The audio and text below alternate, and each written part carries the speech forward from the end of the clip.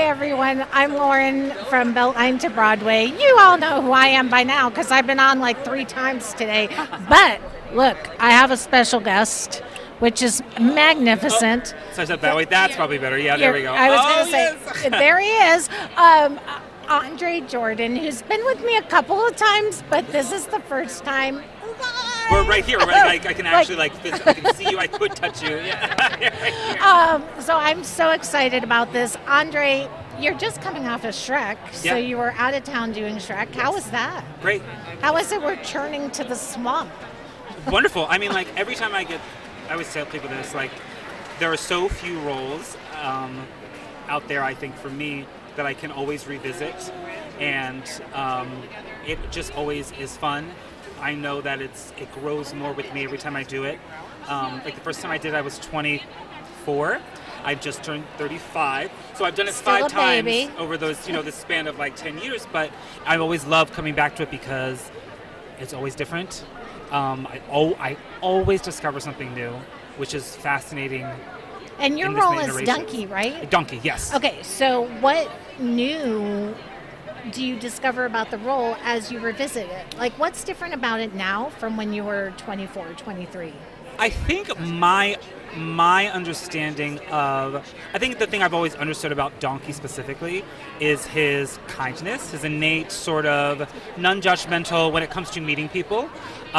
Just accepting them right off the bat for who they are, and in deciding a friendship, sticking to it, and the loyalty that comes with that sort of ferociousness, whether or not the other person is willing to receive it at that moment, but knowing that I can be someone that's going to be here for you always. And I think when I was first doing it when I was younger, I sort of had that, but I added a lot. There was so much extra youthfulness that I was adding to it that sort of just goes with being young and always feeling like you have to do more to impress, right? So I feel like every time I do, and especially this last time, it always gets stripped down a little bit more to just the heart of Donkey, and the humor, I think, amps up more because there's so much less stuff going on, and I can really just focus and hear the humor and just discover more of the humor.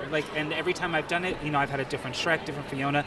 All the circumstances are always different. I've done it in the round. I've done it for small theaters, bigger theaters, all different kinds of costumes.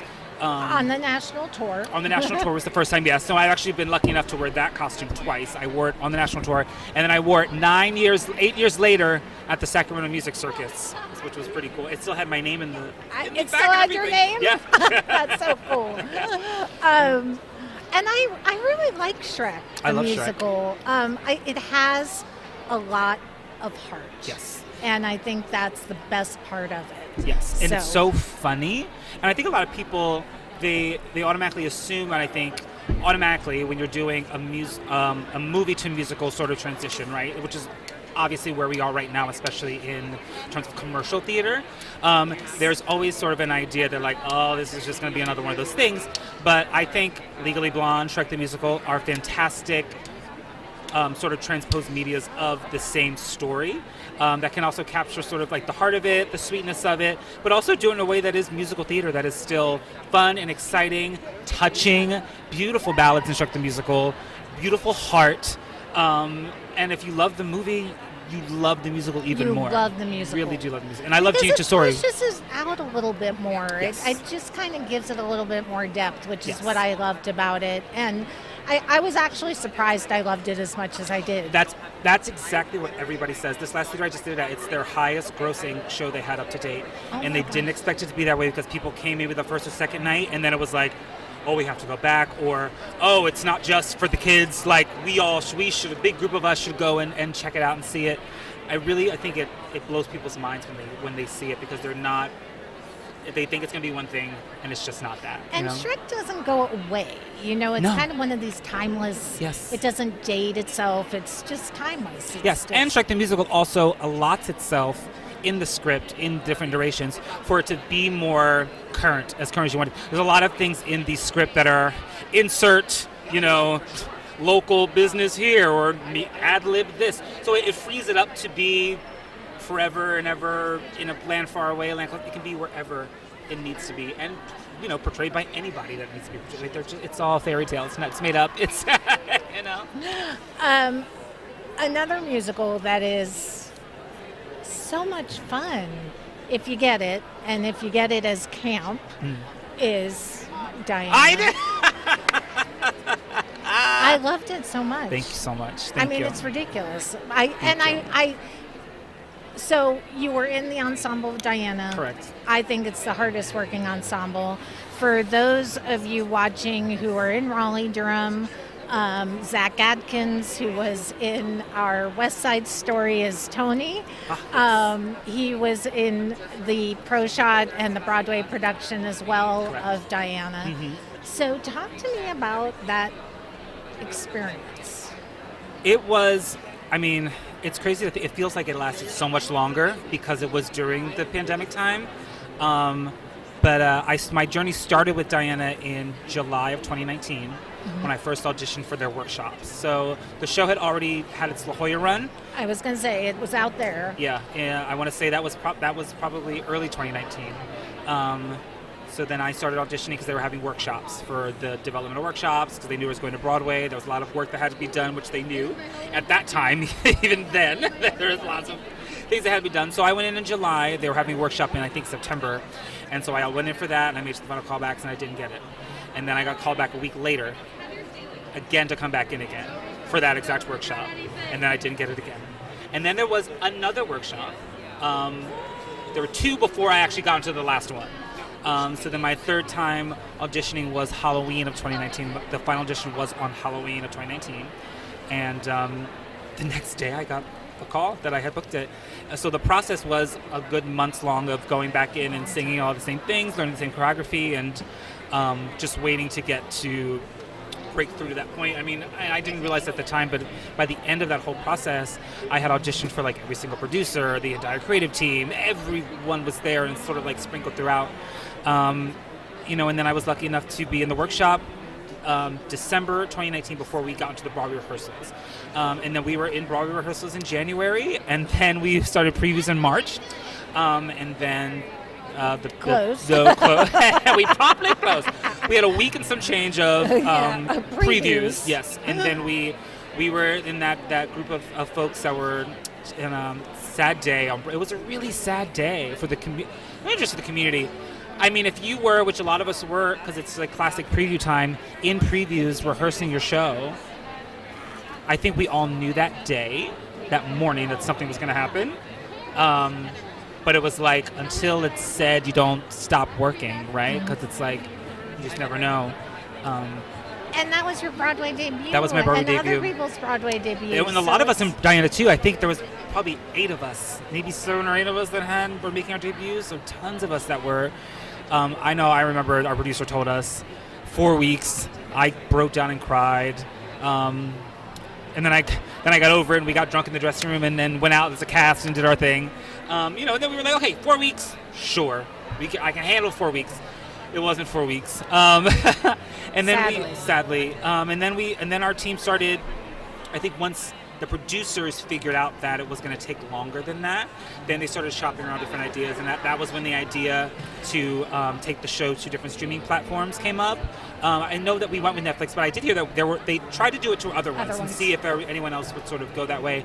And I think it was a great move, not just for our show, but for Netflix to sort of begin this, because it's now a thing where there's a lot more that are happening. A lot of the movie musicals that were meant to go into theaters now went to streaming, but for us to be a show that was filmed specifically for streaming, for that platform, to be sold to that platform, to be up there and put up there was new in the sense of that way of the exposure of it, but also new for a show that wasn't complete yet, right? We were still in previews. The show's not technically frozen, so we were still in rehearsal. We were still cutting songs. We were still doing lyric changes, but we didn't have an audience to test these things with. We were just like, all right, we're doing it. This sounds like this is good. This is the thing we've got. So then we were fortunate enough to film for Netflix in August, September of 2020. We did the whole bubble thing, which all the sports teams, everybody was doing if you were at a TV show or something. So we were lucky to do that. Very fortunate, actually. And then waited a whole year, and then it sort of timed up where the release of the Netflix was like, Netflix was like October 1st, and then a week later we were going to rehearsals to reopen on Broadway. And then we opened on Broadway in November, and we had a nice month run, and that was it. But there were so many factors that went into our show specifically. I mean, coming out on Netflix is one thing before, right? So you have a lot of people that now the accessibility to see the show is much more broad, which is great, right? That's a good thing. Way more people saw the show through Netflix than were able to come and see it maybe in New York, whether that was because, especially in New York at that time, we were scared. We were so scared. We were just reopening to doing vaccinations and mask mandates, and a lot of, I don't even think a lot of people were still able to fly into New York City yet. And then it also became a very clear thing of like, well, okay, if I'm going to risk coming to New York City, what am I supposed to be risking my dollar, right? So if I'm researching shows and I'm going on the internet and, well, what do people have to say about Diana versus what people have to say about Moulin Rouge? They're going to be very, very different. But and yet they're still both campy. They're still both. Yes. And I will say the show-stopping. There are some show-stopping moments in Diana and her voice. Gina Duvall. Shout out Gina Duvall, who's playing Mary Poppins right now at the Muni. Yes. Which is perfect casting. I thought so too. And Aaron Davey, who plays Camilla, is playing Mrs. Banks. Really? So they're both in it, and Aaron Davies' real-life partner is playing Mr. Banks. So they're a couple, and Gina's also in it. I mean, like, if I could fly down yesterday, I would have to see them in it. Oh my I think it's incredible. Yeah. That's incredible. Uh-huh. You lucky people. Exactly. You lucky people who get to see that. Yes. But she was fantastic. Really incredible. She was fantastic. I asked you this once before in another interview, but do you think the Netflix release before the show actually opened hurt the show? Because like you said, the show hadn't been frozen. The show was still fluid. Right. And so that comes out, which is great for accessibility. Right. But did it give people this opportunity to prejudge the show before it actually opened? I think you're exactly right. That's exactly what it did. Especially for people maybe who, I don't think it really affects anyone who like naturally is not a theater goer, right? If you're not a theater goer, you don't travel into New York City, not gonna make a big difference. You can just go on Twitter and badmouth it all you want, no one's gonna really care. But when it comes to the theater community and how we receive art and how we as consumers of it decide what we're going to approach and what we're going to be doing, I think that did hurt us in that way, because I do feel like a lot of people in the theater community did not resonate with it. Whether that was because they didn't feel one that as a piece that it worked, sure, fine, or maybe that they felt that they wanted something more after having nothing, or maybe it was because they were just excited to, it's like you can love and hate things, right? And it's sort of like this balance of being a theater consumer and having this sort of accessibility in terms of social media, what you can say, what you like, what you dislike. And I do agree that a little discord around art is healthy. But I think there was a little bit more fun in downplaying this show than just disliking it, right? So further that it could be like, well, I love theater, but I know I didn't like Diana the Musical, and I can take it a step further and just like say that I'm not going to spend my money on it and try to support it. Or, it was like there were some people that saw the thing on it, still gave us a chance, saw how much it changed, and wanted to let people know. But once, some people decide to make up their mind, it is what it just is. And the other thing I think is if you were going in expecting The Crown, right.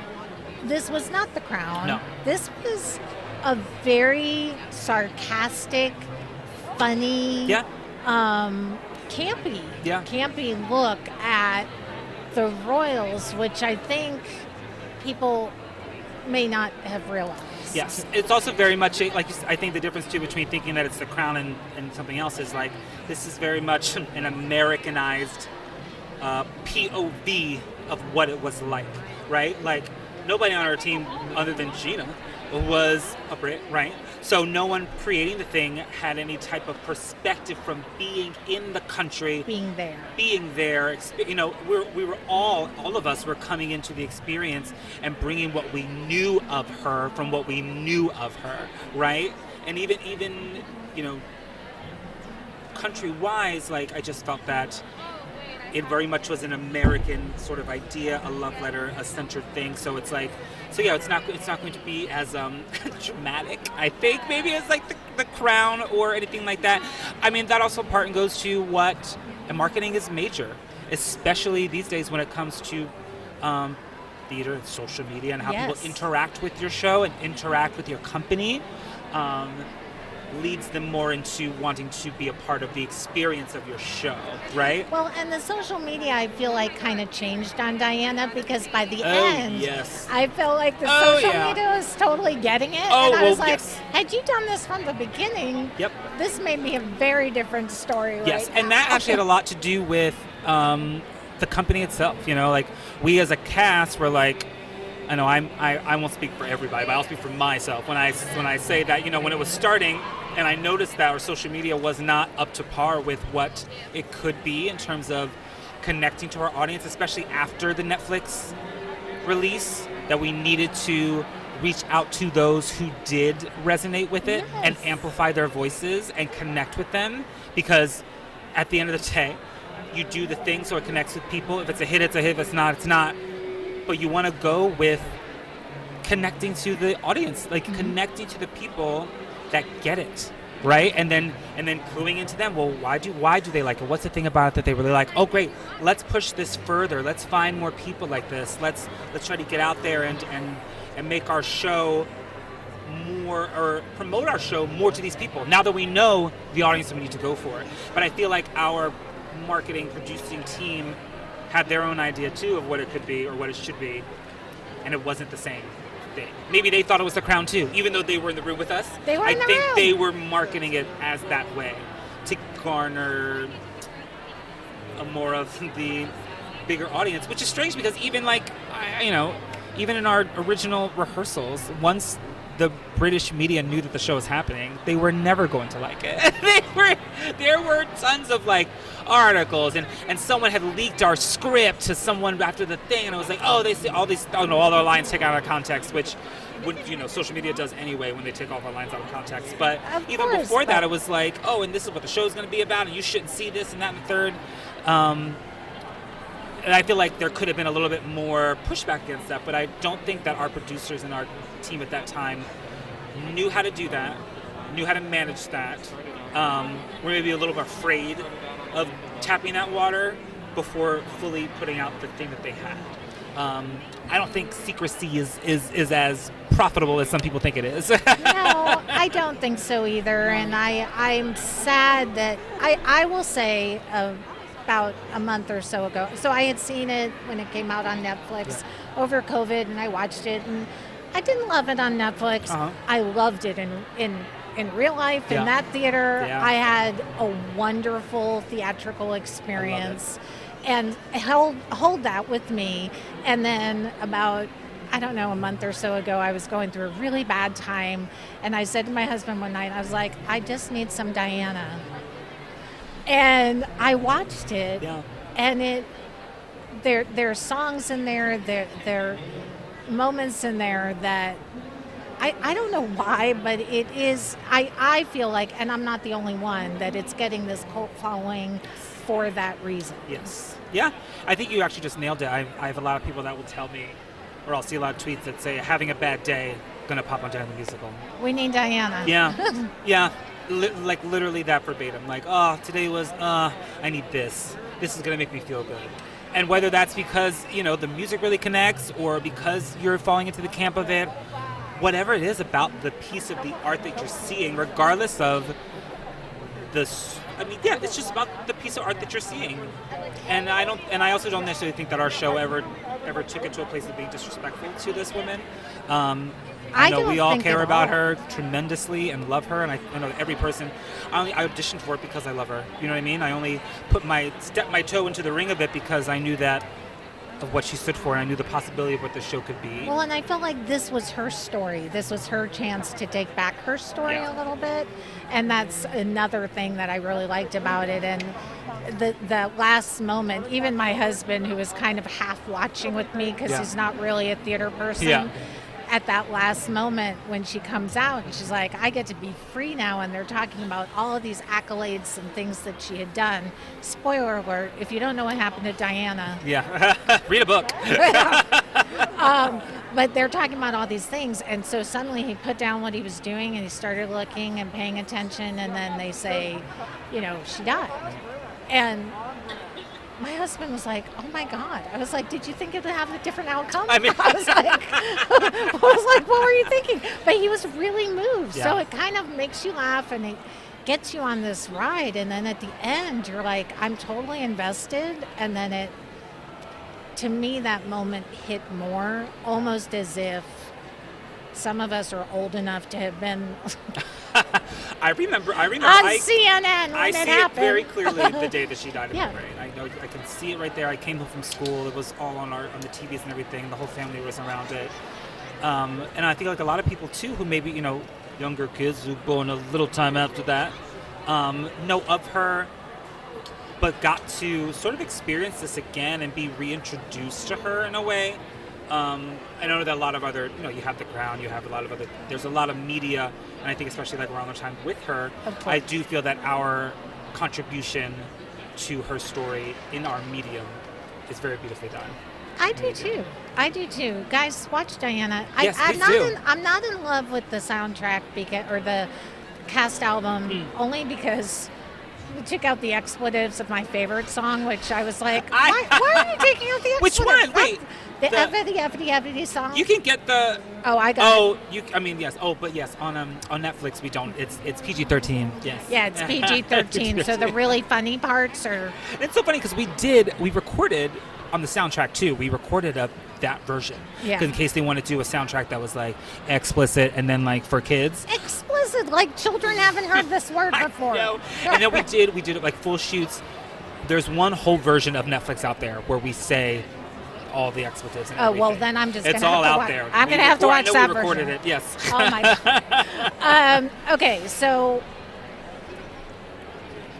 I love you because you were in Diana. I love you because you were in Shrek. I love you because you're Aaron's friend. Shout out to Aaron Sullivan. Shout out to Aaron.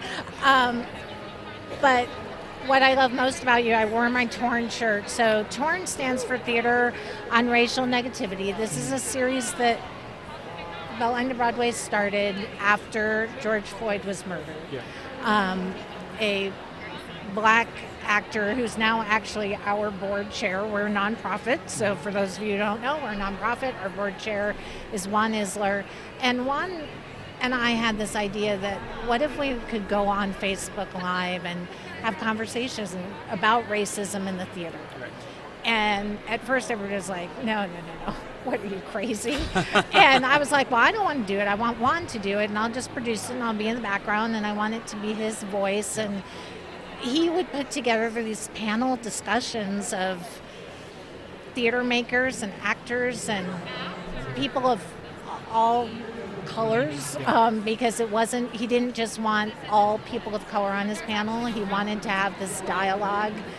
And after 25 shows, we got tired. We did it for a year or so, and we kind of took a break. And when we took a break, people were like, but you changed theater here. We're based in Raleigh-Durham. I feel like you changed theater here in New York. Oh my goodness. By how you and your cast open the door to conversations with producers about creating a safe place for actors. So can you talk about some of the work you did behind the scenes to advocate for your cast and crew to make that a safe work environment? Yeah.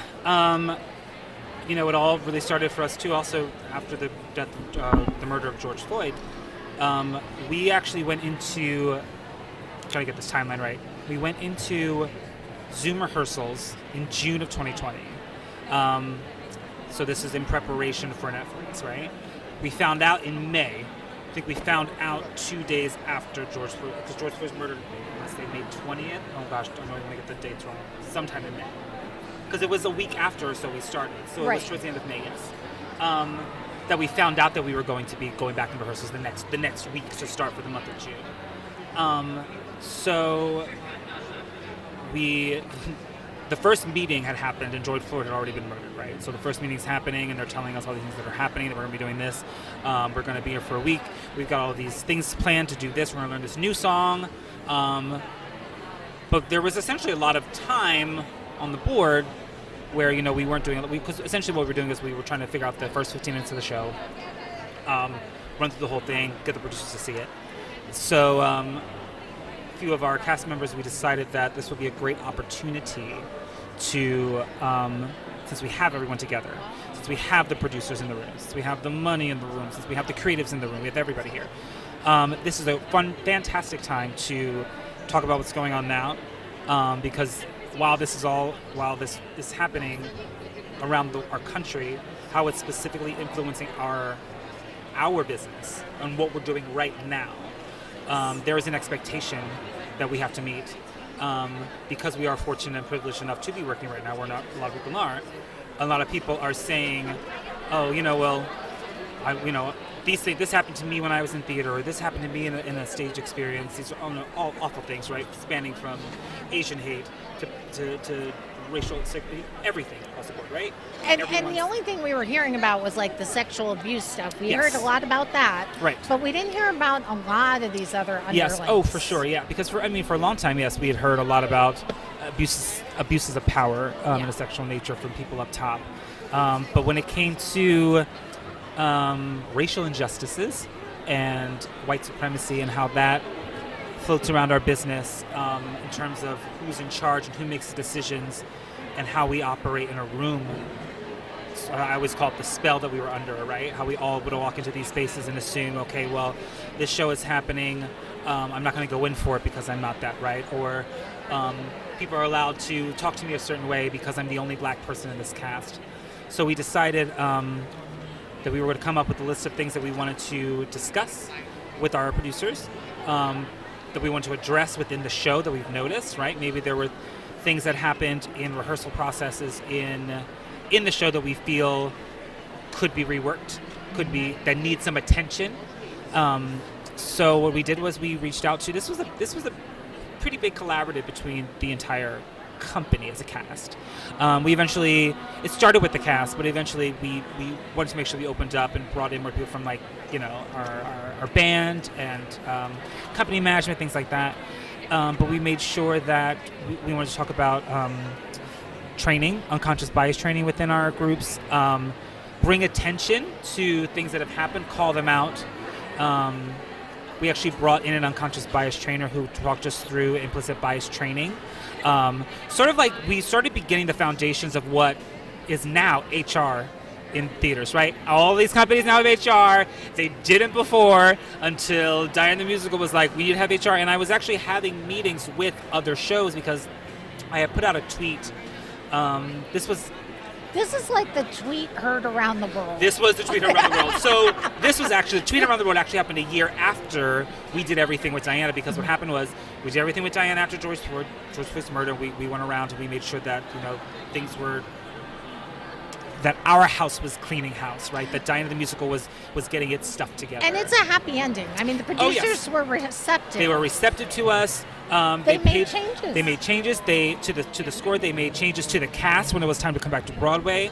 They were thoughtful about it. It wasn't just because we said it. It was very thoughtful. It came with our.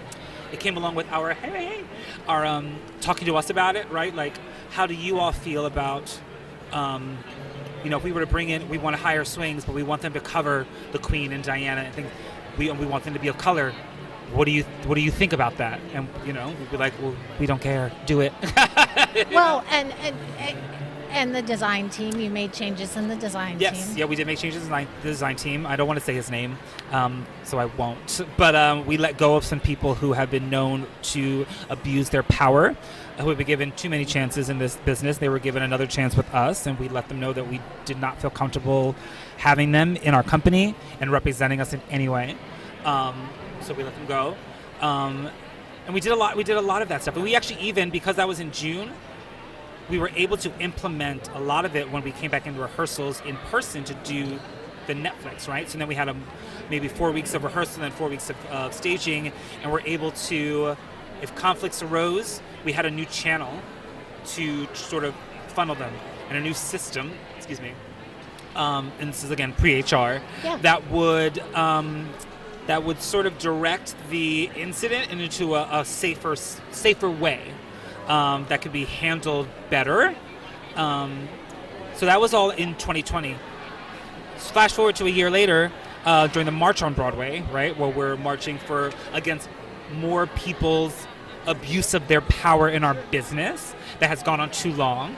And I attended that march, and I was asked by Sis, who is she plays Ado Annie on the Oklahoma tour. Did they come to Raleigh? They sure did. Did you see it? I saw her. How was she? I really want to see this production. And I hear she's incredible. I didn't love this production because I saw it at Circle in the Square. Yeah. It belonged at Circle in the Square. In a regular proscenium stage, it's too far away from the audience to engage. I feel that. But Sis... Yeah.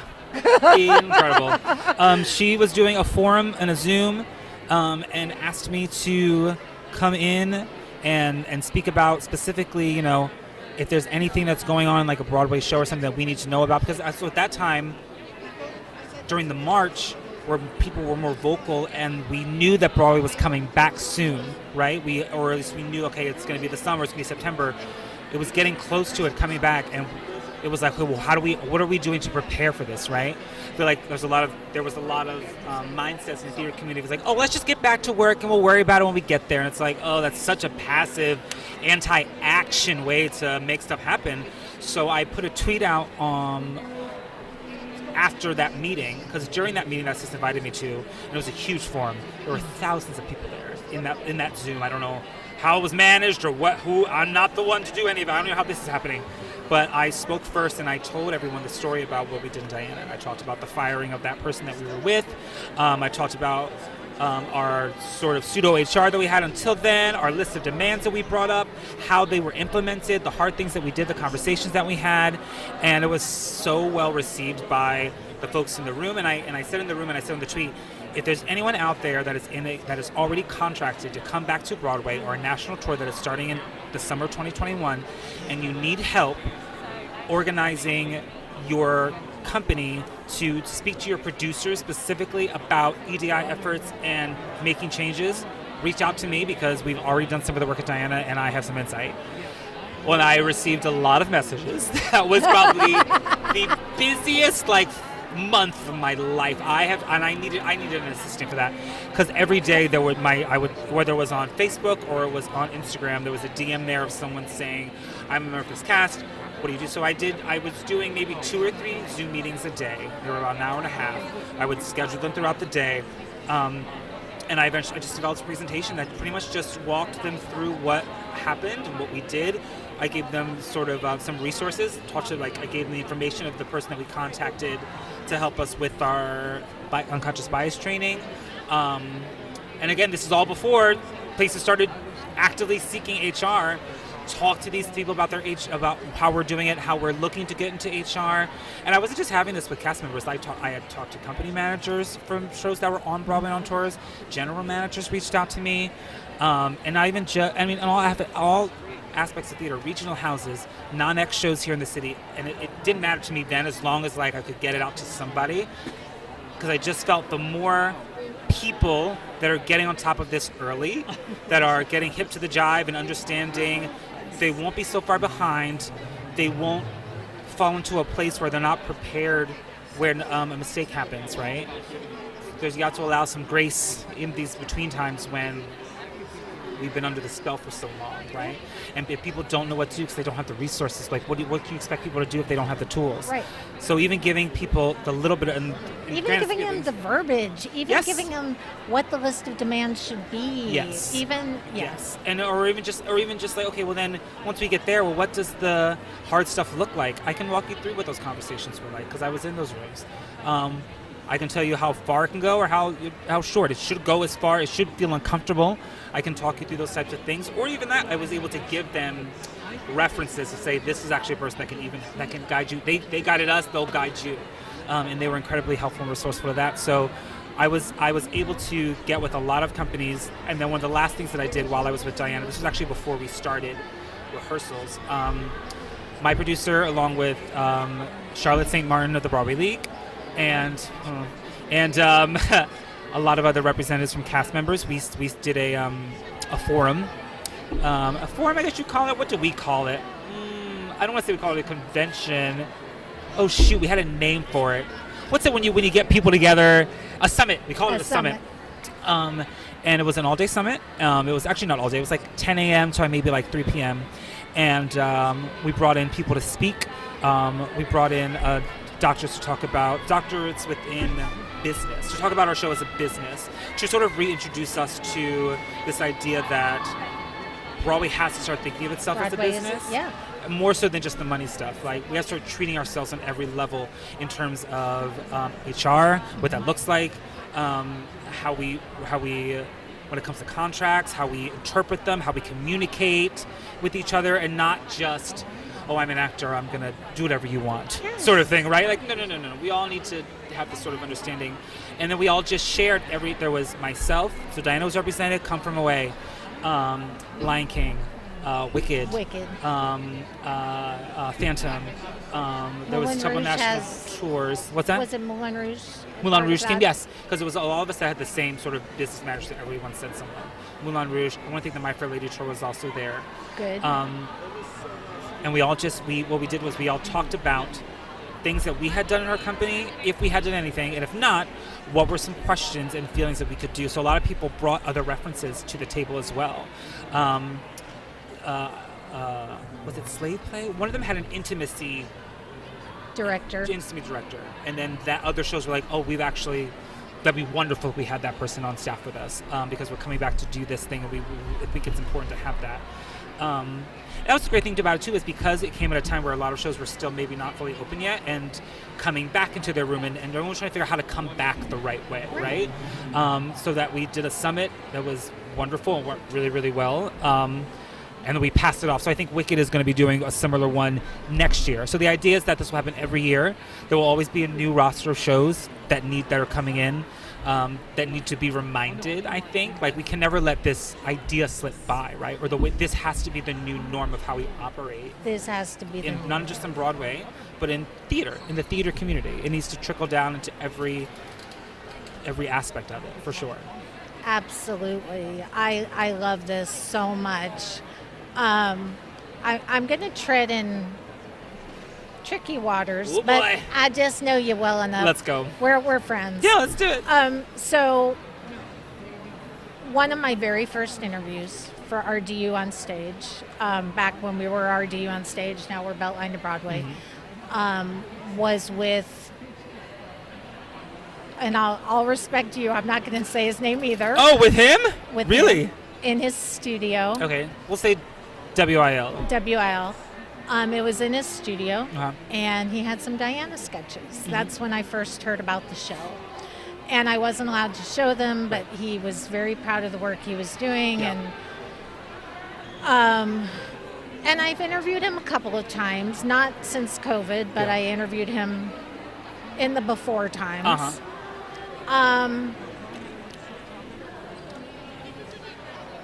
I'm coming in as a press person. Yeah. I'm coming in I'm coming in as a press person. Right. So the relationship is very different than what people are experiencing who are working with him. You do all this work on the show. He is separated from the show. That's a triumph for you and the creative team, which is good. And then he gets nominated for a Tony Award. Yeah. Does the Broadway League need to have a wake-up call? Does the Broadway League leadership need to change? I mean, here we are at BroadwayCon, so I don't know, I do think that they do, yeah, fully. Because it didn't make a whole lot of sense to those who have followed this story from its inception, who have read all those news articles, who've seen all those accusations. It just didn't make sense. And so he did not win, and it became a non-issue. He could have won. Yes. I'll tell you, during the whole time when they were doing that category, my heart was pounding out of my chest because I was like, they're going to give it to him. They're going to do it. I know they are. And if he does, like, that will shatter. That even just him being nominated really hurt my feelings, for a few reasons. Because I've been on a Zoom call with Charlotte St. Martin. Yeah. I was like in her face, like yeah. I've been in a Zoom call where it was just me, her, and my producer, my lead producer, right? Just the three of us. 45-minute call. This woman knows who I am. Met her at a few different things. She's fully aware. She knows what the situation everything is. what the situation is. I learned a lot about what the Broadway League is specifically over this time because I think I had an idea in my mind that they were a team that was of theater makers, right? They're not. They're a team of business people that have decided to go into the business of commercial theater. Broadway is the largest commercial theater in the world, probably. So she is not a theater maker. I don't know if she's ever even been in a show. So her understanding of what should be happening on Broadway, I feel, is so dated, right? I feel like it's so dated, and even her personal politics, which they're hers, she's allowed. There's not a lot of room in there for growth, and especially how quickly it's happening in our business, and what people are demanding of the new generation of audiences that are coming in to see these shows, right? All in all, this is a business, right? Everything's about making money, and that man has made her a lot of money over the years, right? Especially for as long as they both been in the business, and for the hits that he's been attached to, that has made her a lot of money. So I think that she needs to go, one. I think that because unless something major like that happens, they're just going to keep helping each other out. And I think they're both big people, there are people that, and I'm not going to put it all on her because she's not the only one who sides with him, who believes him, who feels those types of ways, whether it's for money or they don't want to get so involved in it or whatever. But the fact that he was nominated, for me, was them sending us a signal that this is very much still the way things are, right? This is very much still, and I don't know if you know, there's plenty of rumors going out of a Crazy for You revival coming back with his name attached to it. That's getting it out of town. And and I always find this, if it's something like that is rumored, it's probably going to happen. And that there are people that have him in his pocket, and they're going to make a cute path for him to get back into the good graces of them, because it's really not about us, right? They don't care. Even though you're the theater makers. No, yes, exactly. But I'll say this. At the end of the day, and I encourage more actors to keep doing this, it comes down to us. If you get a breakdown for something and someone's name is attached to it that you do not align with their ideals, I don't care where they are on the team, don't go. Don't go. Just don't audition. Don't do it. Get as much information as you can so you don't have to be in the position to choose your job over your livelihood.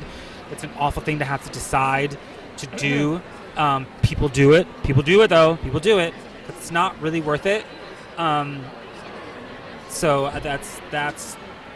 that's how I try to perceive going forward. And I'm glad you said that, because I was a little surprised that out of all the Tony Awards that Diana could have been nominated for, because there were a lot. I really do think some of the performances were just I agree. Amazing. I agree. That one seemed a little gratuitous. I know, it's gratuitous, and it's also our reviews weren't great, right? Our reviews were terrible.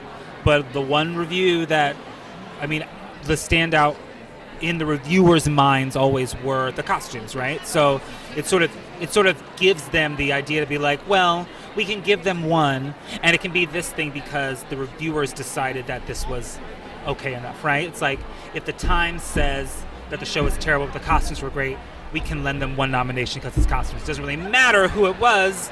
It's actually totally fine because regardless, we're going to make sure this person gets back into the stage, gets back onto the stage and has their moment. It sort of, I think, was an easy way for them to go about it. And it is a costume-heavy show. It's a costume-heavy show, but yes. It's also a costume-heavy show from someone who lived in real life and who wore... Yes, those outfits. Yes. So, and fun trivia, there's actually more costume changes than the show actually was opened, I think. Well, wait a minute. Probably, actually, if it's days, yes, there are. Yeah. Because we were probably on for like a month, and there are more than 30 costume changes for just her. Yeah, absolutely. Michael, right. Over the Broadway Makers Marketplace, we did a trivia night one night, and he threw that out as a trivia thing. And I was like, it's true. That makes total sense. Yes. So I was disappointed. I was not surprised. But it definitely, like I said in my mind, going forward, I know whenever I see his name or her name, sums up, something's in the water, some don't taste right, some don't smell right. I also know that this is the way it is now. So my goal is to advocate for other people that aren't them. Try to educate people as much as I can, especially in the community, about what the Broadway League is doing, how much power they have, how much money they have that is being funneled towards people that is creating legislation to hurt people that are in our community. I say that again, because the Broadway League and the people that head it are the ones that are taking the money from the amazing, talented, queer, different perspective of Broadway. They're taking that money from those shows and funneling it to people who are, their main goal is to strip away the rights of the people. Do you know what I mean? It's this awful, vicious cycle that we really need to be more aware of in this business. Can Actors Equity do anything to help protect? Okay, never mind. I don't mean is that a conversation for a different day? It might be. Our union's tricky. I mean, you know, yeah. I mean, it's just another thing for a different day. That's a different conversation. Yeah, and I mean that's true too, because Actors Equity is. I'll say this to other actors too. If you're in the union, you have to vote. You have to vote when it comes time to vote for delegates, when it comes time to vote for presidents, because even the people that are that make up the Actors Equity Committee, that also could use a refurbish. You know what I mean? That could also use a regime change. But we just assume, I think, that the people, that Broadway is this beautiful place and that those in charge are looking out for our best interests, and it's just not the case. We just have to be more aware, just more invested and more educated about what's really going on in our community, because it doesn't just affect Broadway, right? Like especially if it's union, it's going to be anywhere there's a union house, which is all over the country. And that trickles down. Yeah. You know, that definitely trickles down. So what is next for Andre Jordan? Oh, jeez. Artist, advocate, fashion icon. Oh gosh, I mean, I am auditioning like the best of us. You know, I'm sending myself tapes. I have a great management that I just signed with last year that I love very much, that I've been trying to get with for a while. So they've been wonderful. I actually just booked my first Law and Order episode with them. So it's actually already aired. So it's the old Law and Order that's back again. So the original one that's back, it's season 21, episode 9. It's called The Great Pretender. I'm on that episode. I'm going to have to ask my sister. She's obsessed with that show. Oh, yes, especially if it's not SVU. It's the original one that's back. So I just did that, and that episode aired in May. I just did Shrek, and I'm doing a bunch of just auditioning and things like that. For me personally, my great goal would be, of course, to get back on a stage. That's really just how I feel, you know. If it can be in New York and be a part of something on Broadway again, sure, absolutely. But like we just said, all that comes with a lot of extra stuff. I mean, I actually just got an appointment for something, and I initially was like, I remember typing in the email, yes, I'll be, and then I deleted everything, and then I scrolled down and was like, who's on the staff? I didn't even check to see who the team was, and I was like, okay, great. A female presenting director, we love that. Oh, also a female presenting music director, we love that. Well, who wrote it?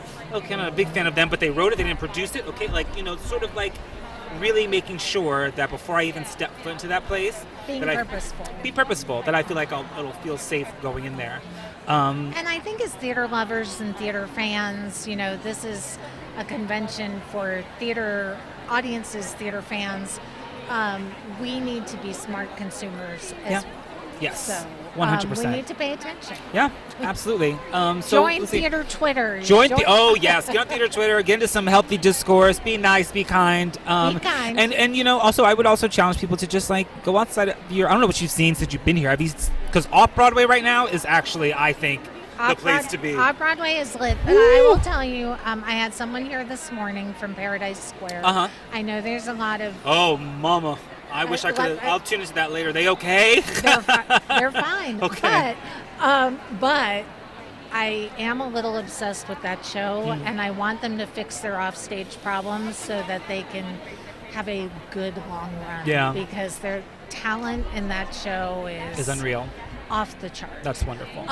So I did enjoy that. I saw Company. We're singing Into the Woods tonight. Oh, so yay! Lovely, lovely, lovely. Lots of, I might be a little bit of a Joshua Henry stalker, but okay, that's won't fine. Discuss it. That's all right. Well, we'll keep that between us. I would love to. Have you seen A Strange Loop? Are you seeing A Strange Loop? Not yet. That's like I saw it before I left for Shrek, and as soon as it finished, I emailed my managers and said I have to be in the show. Like, whenever they're opening up, I want to be in it. I'll be in the Broadway thing. When they go on tour, I'll do it. Like, I have got to be in an iteration of this. This show is, for me, I have to do it. So I would definitely encourage you to see A Strange Loop. It's incredible.